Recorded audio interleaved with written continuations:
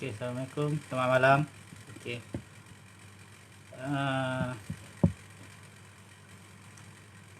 saya nak buat live sikit lah tentang berkaitan dengan pilihan raya di Sabah lah. Okey. Okey, kita dah tahu dah. Sekarang ni keputusan belum 100% keluar lagi. Tapi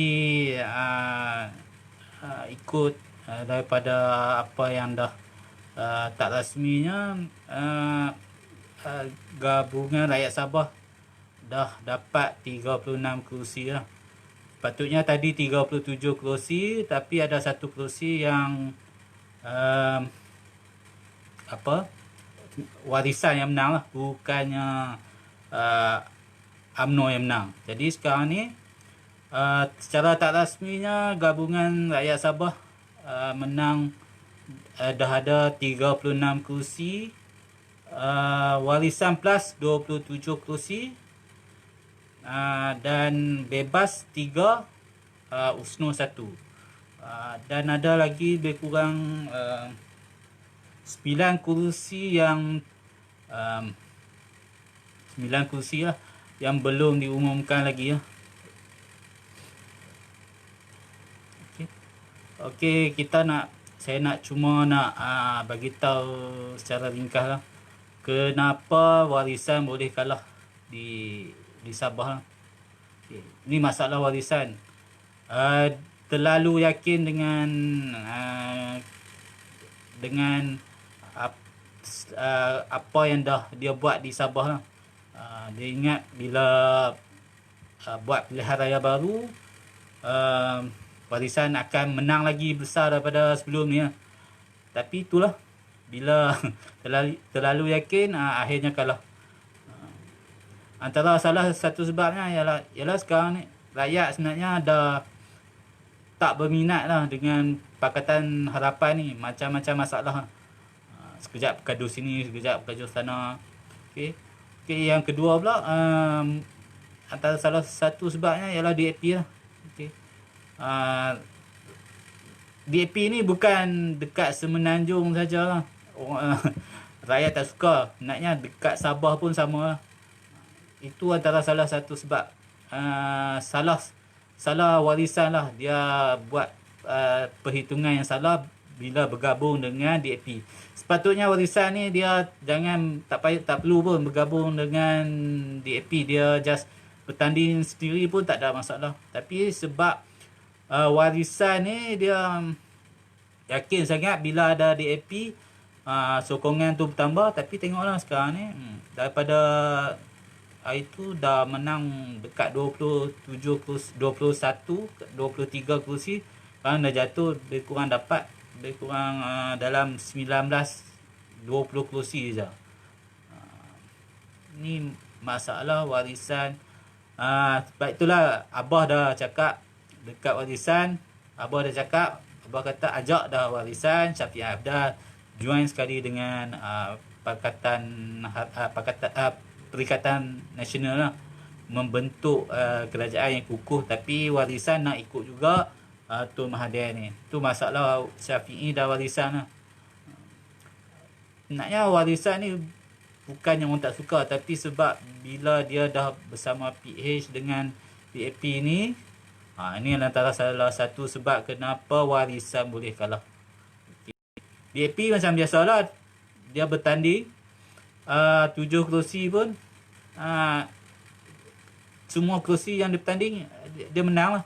Sebab biasalah orang Cina tetap akan sokong orang Cina akan tetap sokong PH. Yang kalah pun bukannya di kawasan kerusi DAP. DAP kalah pun dengan kata silap dengan PBS. Memang kerusi PBS lah. Okay, PKR pula, PKR bernasib baik sikit lah. Dulu bertanding 3, cuma dia kalah 2 lah. Tapi masalah PKR ni biasalah, nak menang macam mana. Tengok masalah Anwar Ibrahim buat masalah, buat hal dia ikut suka dia.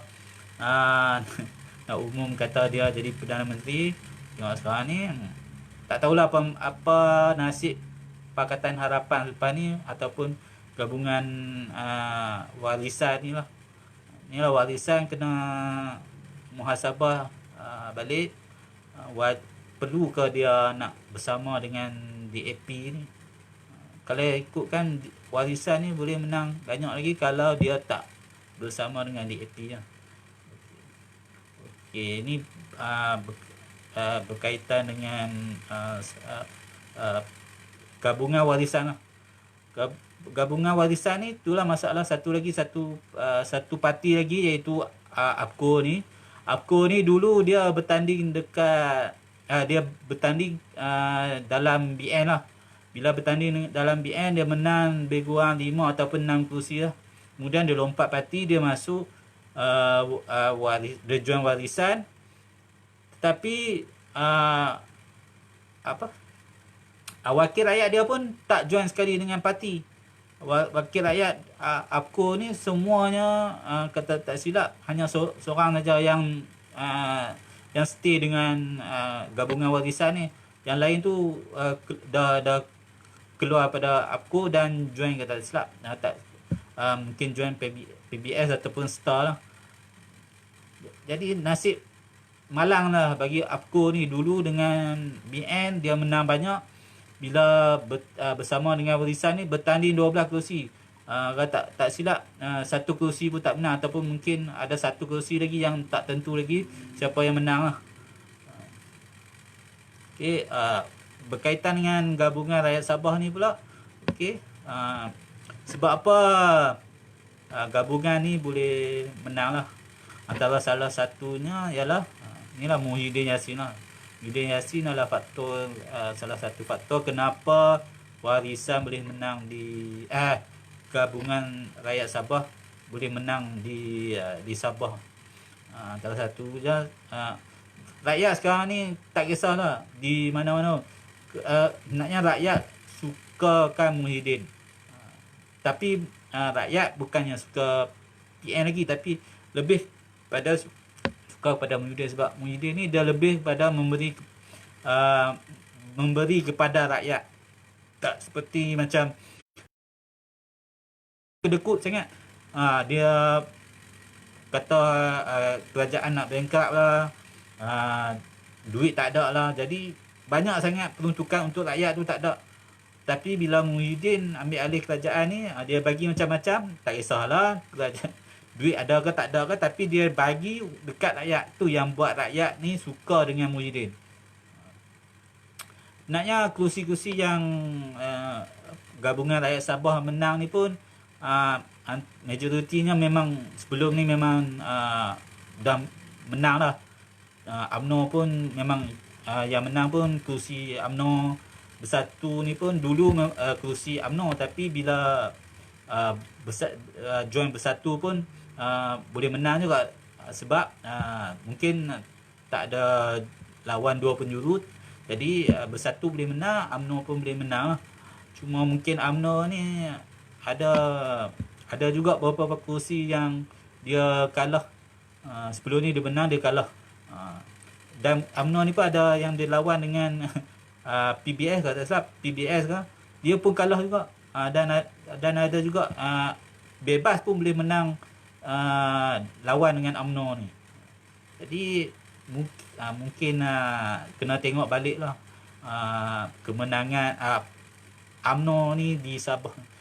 Kalau ikutkan naknya UMNO ni bukan mewakili UMNO saja, tapi UMNO mewakili BN di Sabah.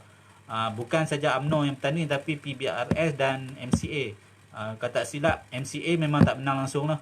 PBRS kata silap ada satu lagi kerusi yang kemungkinan dia boleh menang, ataupun tak pasti sama siapa yang menang lah. Tapi kalau ikutkan keputusan, dulu PBRS menang 2. Dia bertanding ada lebih kurang 5 atau 6 kerusi. Dan ada dia lawan dengan Star. Star menang. Ataupun dia lawan dengan PBS. PBS yang menang. Jadi kalau ikut keputusan yang kita dapat malam ni, boleh dikatakan PN ataupun Perikatan Nasional lebih diterima oleh rakyat daripada BN lah. Jadi BN ingat baik-baik, tak semestinya BN ni dah kuat bila yakin sangat, maksudnya PN ni dikatakan tak ada sokongan lah dan sebagainya. Tengoklah malam ni keputusan dia, walaupun PN bertanding dengan UMNO pun PN boleh menang dengan BN lagi. Okay. Cuma kejutan PBS ni macam biasalah, dia bertanding 15 pun tapi naknya lebih kurang sama dengan apa yang dia dapat sebelum ni lah. Sebelum ni pun dia ada 6 kursi. Sekarang ni pun dia menang 6 kursi lah. Cuma Star ni mungkin orang tak tahu naknya Star ni masa pilihan raya yang lepas Star dah menang 2 kursi DUN lah.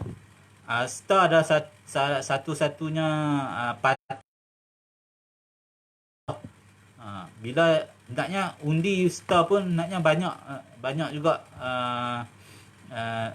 undi Star ni naknya dulu pun masa PRU pun memang dah banyak dah. Jadi bila dia join dengan PN ni, maka undi BN dengan undi Star makin bertambah. Jadi Star ni adalah salah satu parti yang antara yang boleh bagi kekuatan lah kepada PN. Mungkin parti lain kalau bertanding tak sekuat dengan Star lah.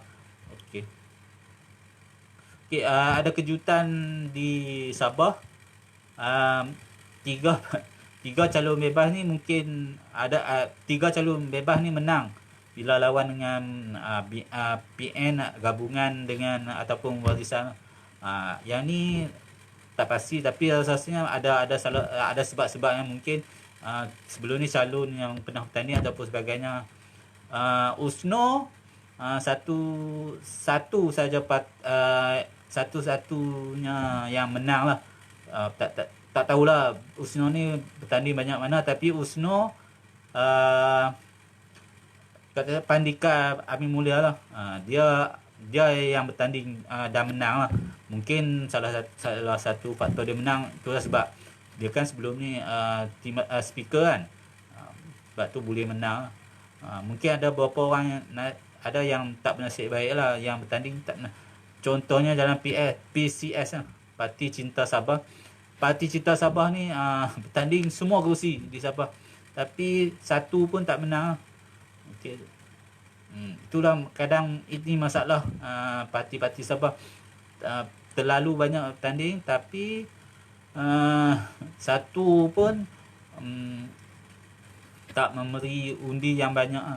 Jadi selepas ni bebas ni kena analisa sikit lah, sesuai ke tak nak bertanding di Sabah ni. Mungkin ada setengah calon bebas yang boleh menang, tapi tengok faktor lah, faktor dia macam mana. Okey. Dengan keputusan ni naknya boleh dah diagak yang Warisan naknya kalah. Jadi Warisan kena fikir balik lah, sama ada dia nak stay lagi, nak bersama dengan DAP ataupun nak bersendiri lah. Sayanglah Warisan ni sebenarnya kalau ikutkan parti yang bagus lah. Cuma itulah dia terlalu ikut Tun Mahathir sangat. Jadi ni masalah Warisan. Jadi apapun keputusan penuhnya belum lagi keluar, tapi saya jangkakan gabungan rakyat Sabah ni boleh menang antara 39 kursi lah, 39 kursi. Yang lain tu Warisan pun tak boleh nak kejar lagi lah. Mungkin kalau dia menang semua kursi yang ada pun dia tak boleh, kecuali cuma ada problem sama ada yang bergaduh nak jadi ketua menteri ke apa-apa, itu tak tahulah. Cuma sekarang ni cuma nak ucapkan tahniah lah kepada gabungan rakyat Sabah. Okey, ini menandakan bahawa sebenarnya rakyat makin selesa dengan kerajaan Perikatan Nasional lah. Okey, jadi kepada BN dengan UMNO ni ingat balik lah, jaga-jaga sikit lah. Tak semestinya UMNO ramai ahli, bila bertanding sendirian, rakyat akan sokong PN. Boleh tengok dekat Sabah ni, PN ni baru je, tapi tengoklah keputusan dia. Kata undi tu kemungkinan lebih kurang macam UMNO dulu. Okay. Itu saja ulasan saya berkaitan dengan pilihan raya di Sabah ni. Apa-apa pun, tahniah sekali lagi. Saya pun tak kisah siapa yang menang, tapi seronok kalau Perikatan Nasional menang daripada PH ni. PH ni dah banyak kali dah pilihan raya kalah, tapi tak pernah nak sedar diri. Tengok, tak sedar diri. Anwar Ibrahim, anak